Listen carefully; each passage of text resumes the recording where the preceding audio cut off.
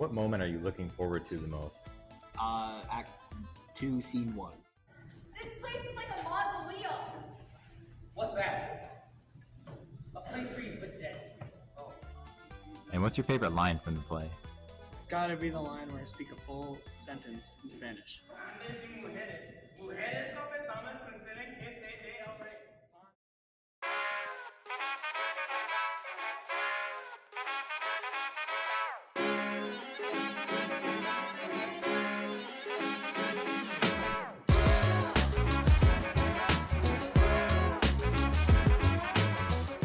Okay, well, thank you. Nothing reported, and there's not a cloud in the sky. Then what was that wonder?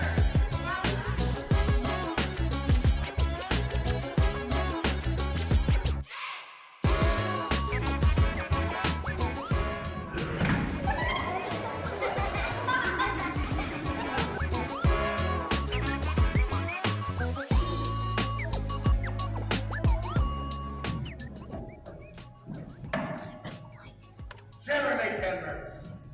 Where are we?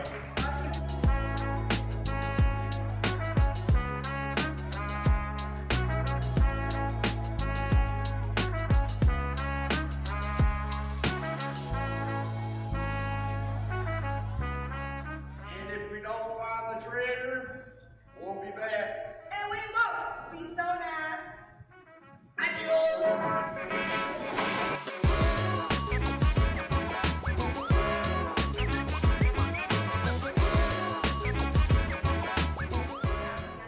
For I am the mistress of Egyptian love.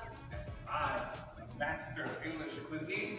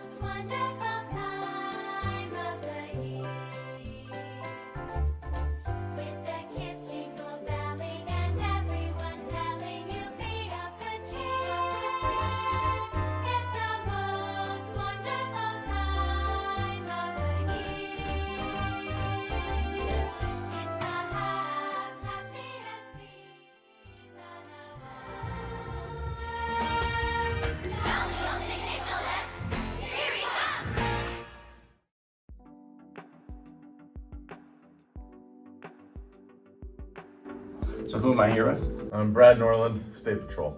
Okay. So can you explain the Towards Zero Death Initiative? Sure.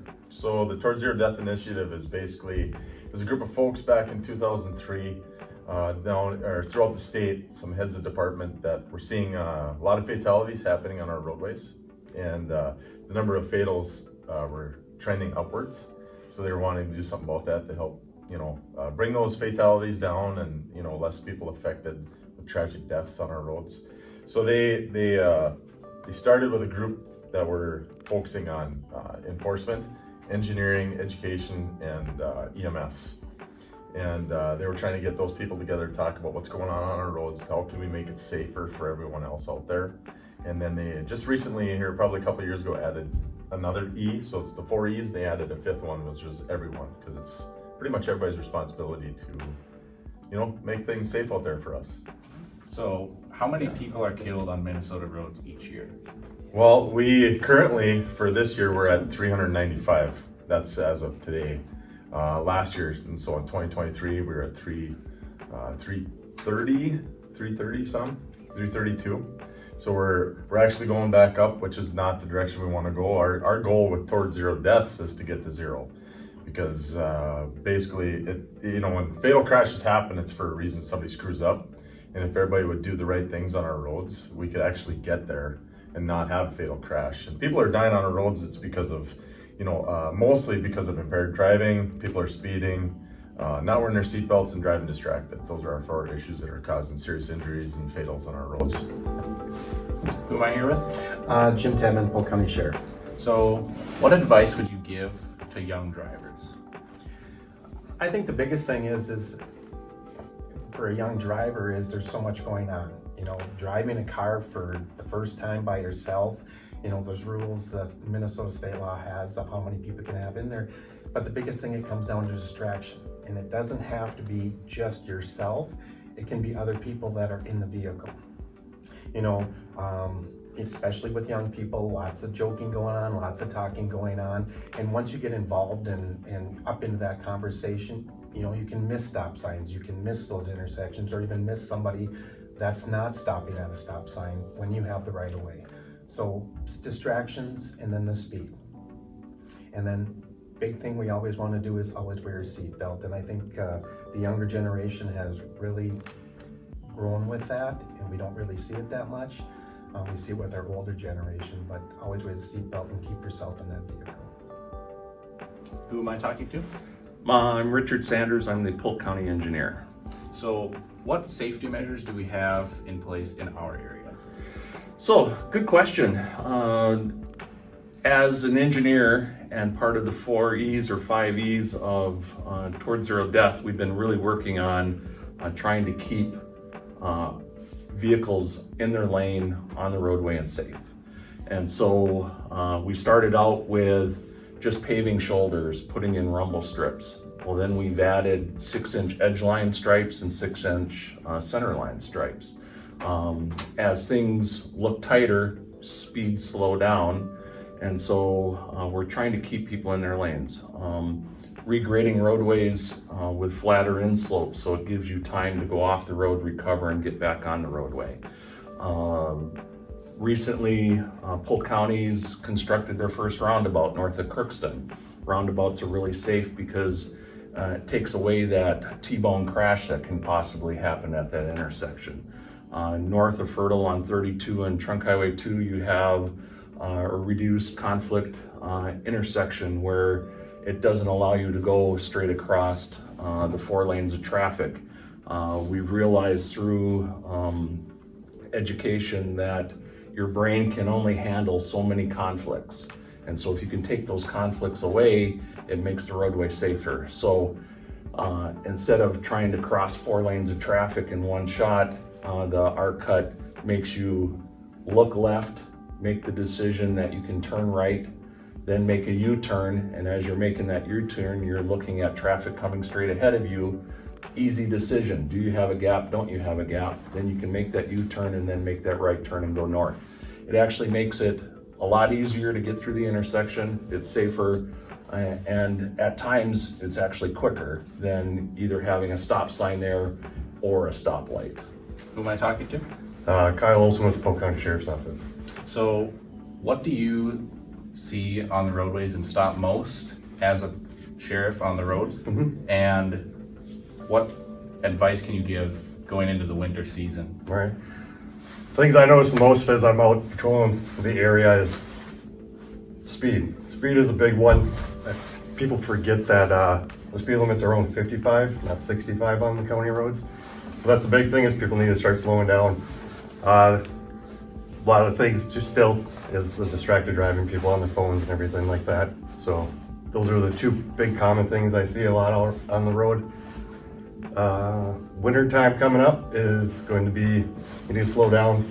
Don't go out driving around when the weather's really bad or anything like that. Visibility is poor, stay home. Reduce your speed because the roads are icy and snow covered. And make sure you're always wearing your seatbelts, especially if you go in that ditch, you can hit the packed snow and get injured pretty easy too. So, Who am I with now? Mrs. Ron. So, how did you become a part of the Towards Zero Death initiative? Well, I have been teaching driver's ed here obviously since 2013, and so I work with all of you guys here in the school, doing the behind the wheel and the classroom training, and we talk about safety. And last spring, an email was sent out asking if I'd be interested in joining, and so this summer I was able to start coming to some meetings, and here we are.